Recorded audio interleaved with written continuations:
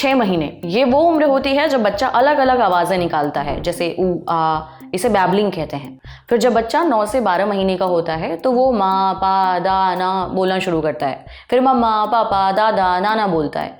जब बच्चा 12 से 18 महीने का हो जाता है तो वो कम से कम 5 से 10 शब्दों का इस्तेमाल शुरू कर देता है। 2 साल की उम्र तक आते आते बच्चा 2-3 शब्दों को जोड़कर छोटे छोटे वाक्य बोलने लगता है, जैसे मम्मा आओ, दूध दो, वगैरह वगैरह। वहीं 3 साल का बच्चा सही से बातचीत करने लगता है। मगर कई बार एक उम्र आने के बाद भी बच्चे ठीक से नहीं बोल पाते। अब ऐसा क्यों होता है और इसका इलाज क्या है, ये पूछा हमने डॉक्टर हिमानी नरूला से। डॉक्टर हिमानी कहती हैं कि अगर 12 महीने का होने के बावजूद बच्चा कोई बात नहीं कर रहा, नजरें नहीं मिला रहा, नाम पुकारने पर कोई रिएक्शन नहीं दे रहा, या अगर 18 महीने का बच्चा एक भी मीनिंगफुल शब्द नहीं बोल रहा, या अगर वो 2 साल का हो गया है और फिर भी 2-3 शब्दों को जोड़कर छोटे वाक्य नहीं बना पा रहा, या फिर अगर वो 3 साल का हो चुका है और उसे बातचीत करने में दिक्कत आ रही है, तो ये सारे स्पीच डिले के लक्षण हैं। स्पीच डिले यानी बोलने में देरी होना। ऐसा कई वजहों से हो सकता है। पहली वजह है बच्चा सुन नहीं पा रहा।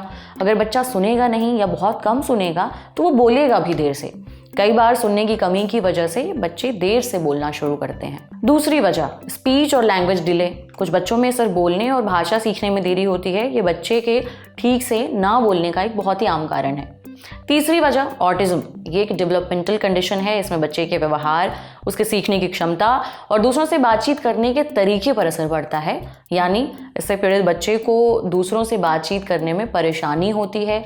वो आंख से आंख मिलाकर बात नहीं कर पाता, बार बार एक ही बात दोहराता है या एक ही काम लगातार करता है। चौथी वजह GDD यानी ग्लोबल डेवलपमेंट डिले। इसमें बच्चे का संपूर्ण विकास ही धीमा होता है। ऐसे बच्चे न सिर्फ बोलने में बल्कि चलने, समझने और सीखने में भी देरी दिखाते हैं। पांचवी वजह न्यूरोलॉजिकल कंडीशंस यानी दिमाग, रीढ़ की हड्डी और नसों से जुड़ी दिक्कतें, जैसे सेरेब्रल पॉल्सी, मेनिंजाइटिस और दूसरी क्रोनिक न्यूरोलॉजिकल समस्याएं।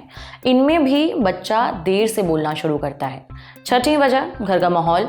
अगर घर में बच्चे से कोई बात नहीं करता, उसके साथ खेलता नहीं, साथ में समय नहीं बिताता, तो ये भी स्पीच डिले की वजह हो सकता है। देखिए, बोलने के लिए बच्चे को प्रेरणा की ज़रूरत होती है। जब कोई उससे बात करेगा तभी वो जवाब देगा या बात करेगा, लेकिन जब कोई बात करने वाला ही नहीं होगा तो वो बोलना शुरू नहीं कर पाएगा। नतीजा, उसे बोलने में देरी होगी। अब बात इलाज की। स्पीच डिले को ठीक करने के लिए उसका सही कारण पता होना ज़रूरी है। इसलिए सबसे पहले हियरिंग टेस्ट कराएं ताकि ये पता चल सके कि बच्चे को सुनने में तो कोई दिक्कत नहीं आ रही। अगर आ रही हो तो फिर उसका इलाज कराएं। साथ ही स्पीच थेरेपिस्ट की मदद लें। वो बच्चे को बोलना सिखाएंगे। कई बार बच्चे बहुत हाइपर एक्टिव होते हैं। वो एक जगह टिककर बैठ नहीं पाते, ध्यान नहीं दे पाते।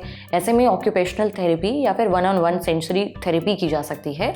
इसके ज़रिए बच्चे का ध्यान और बैठने का समय बढ़ाया जाता है ताकि वो सीखने के लिए तैयार हो सके।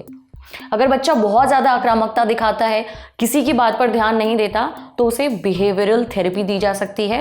ये थेरेपी बच्चे के व्यवहार को सुधारने में मदद करती है ताकि वो सीखने और बातचीत करने में सक्षम हो सके। बच्चे की दिक्कत के हिसाब से उसे सही थेरेपी दी जा सकती है, लेकिन इसके लिए ज़रूरी है कि आप एक्सपर्ट से मिलें। एक चीज़ का और ध्यान रखें, घर पर बच्चे से बात ज़रूर करें, उसके साथ खेलें, उसके सिर्फ अपना फ़ोन ना पकड़ाएं।